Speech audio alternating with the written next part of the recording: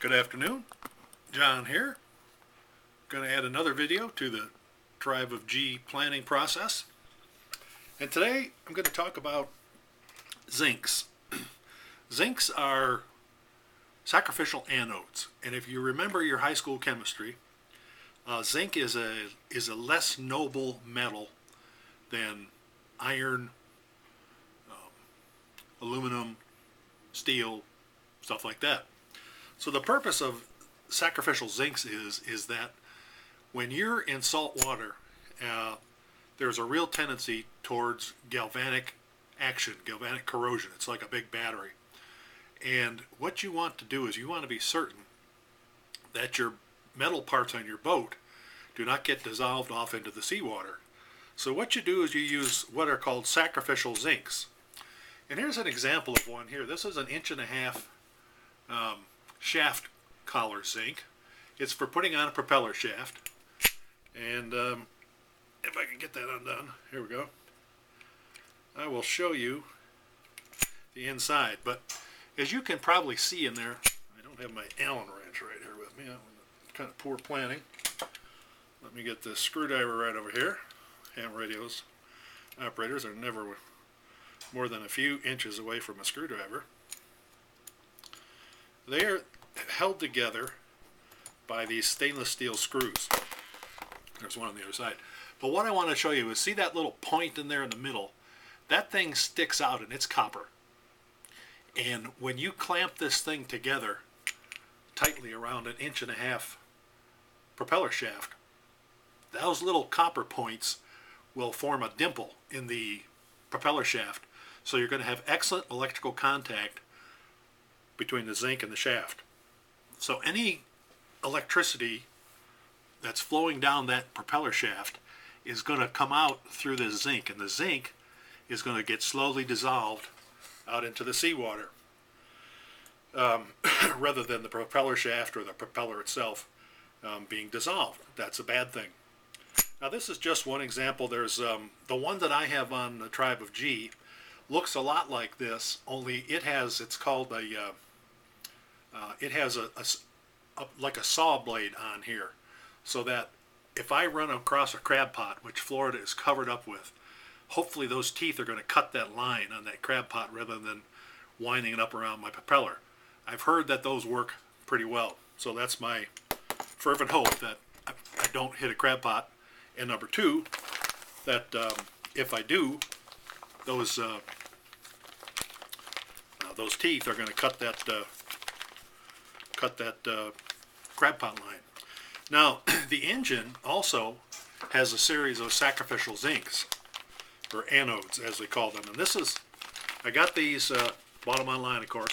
This is a kit that fits a Yanmar LYA-UTE 6-cylinder diesel engine. And there's a big one, and that goes in the intercooler. And then these smaller ones go into various places in the block, in the turbo, wherever there's seawater. And the engine is cooled by a closed system, but in order to get the heat out of the closed system, you got to transfer it to seawater. So seawater goes through the seawater exchange system and the intercooler on the engine, and it takes 5 of these little sacrificial zincs. They last about 6 months or so. They're pretty easy to replace. You can see they've got big brass heads on them, so they're easy to find on the engine. And I got 2 sets of them. I probably should have gotten some more, but they're easy to get, not hard to find. So anyway, I just wanted to show you those. Now, one of the things that this reminds me of is the fact that if you're ever around a freshwater marina, there's signs all over the place telling you not to swim in the marina. And I always used to think that was due to the fact that you could get run over by a boat, which is a possibility. But the real danger is that lots of times wiring in marinas is not so great. Sometimes marina owners will hire, me and Uncle Ed and Joe to do the wiring, and we aren't necessarily professionals. And what happens is that sometimes they'll get power on the ground wire, for example, or just through time there'll be corrosion and stuff, and on boats, and boats will leak electricity out into the water. And fresh water is not as good an electrical conductor as most people think it is.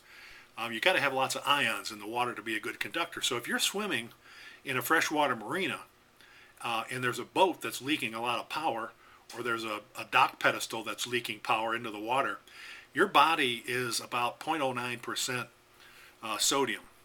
That's in the fluids in your blood and in the other fluids in your body. And that doesn't even mention the potassium and magnesium and other charged particles that are floating around in there. So you jump in that water, you are a much better conductor than the fresh water is, and you'll die. Now, I used to swim in freshwater marinas before I realized how dangerous it was. I don't do it anymore. It's not as dangerous in salt water because salt water is a better conductor than your body is. So if the boat or a dock pedestal is leaking electricity, which is pretty common, the salt water is going to absorb it, it's going to dissipate it, so it's much safer. But anyway, that was just came to my mind when I'm thinking about these zincs. And lots of times I had an experience with a big tugboat up in Canada where I plugged in a 220 volt 100 amp power cord, and all my circuit breakers on my tugboat started blowing. So I immediately assumed that my tugboat was at fault, so I got out. Instead of using the keep it simple method, I immediately dove into the complex and started tearing apart the electrical box and all this and that, and everything was fine. And it finally occurred to me maybe the power source on the dock was screwed up. So I got out my little multimeter. I never travel on a boat without a multimeter, and I checked the power at the power pedestal on the dock, and it was wired wrong. The ground wire had 220 volts on it, and the white wire was acting like a ground, so everything was screwed up. Fortunately, I had a ground fault interrupter on my boat, so it didn't cause massive damage. And I mentioned it to the guys that ran the shipyard there, and they said, someone else mentioned that to us a while ago. So anyway, that's something to be aware of. But zincs are a very important component, particularly in salt water. If you boat in fresh water, they tend to use magnesium for zincs, but salt water generally requires zincs, and they're sacrificial anodes. Now, my boat, there's two big flat sacrificial anodes on the rudder. There's a big round one like this, only with the teeth on it, on the propeller shaft. There's a couple more on the keel. It has a metal keel, and it has a bow thruster, and there's two more up on the bow thruster. So any place where you have metal to saltwater contact, you want to have a sacrificial zinc so that your system, your boat, is not going to get eaten away. Now, something else I ran across here just recently, which I wanted to point out, is I found, and I think I showed these little LED light bulbs before, but I found one that's going to fit my my anchor light, and it's also a running light. As you can see, that's a little tiny LED bulb, but that's the size of the anchor light, and that's why I have those big barge lights that I showed you a while ago. This thing, interestingly enough, and you ham radio people will be interested in this maybe, is that it has 0 RF emissions. Now that's amazing to me, an LED bulb that has 0 RF emissions. We'll find out soon enough, but nonetheless, that's what I'm going to use. I'm switching everything over to LED bulbs, because they last so much longer and they don't use much power, and they're bright and all that kind of stuff. So that's I thought that was really interesting. Dr. LED website, if you want any LED bulbs that are kind of weird, this is a good place. Another place is Super Bright LEDs. They don't carry as much marine stuff, but they have all kinds of LED bulbs. So anyway, I don't own stock in any of them, but I just thought that's an FYI. So that's it for today. Hope you're having a great day, and I hope you're enjoying my videos. I'm going to talk some more about navigation next time. KM4UJP, John, signing off.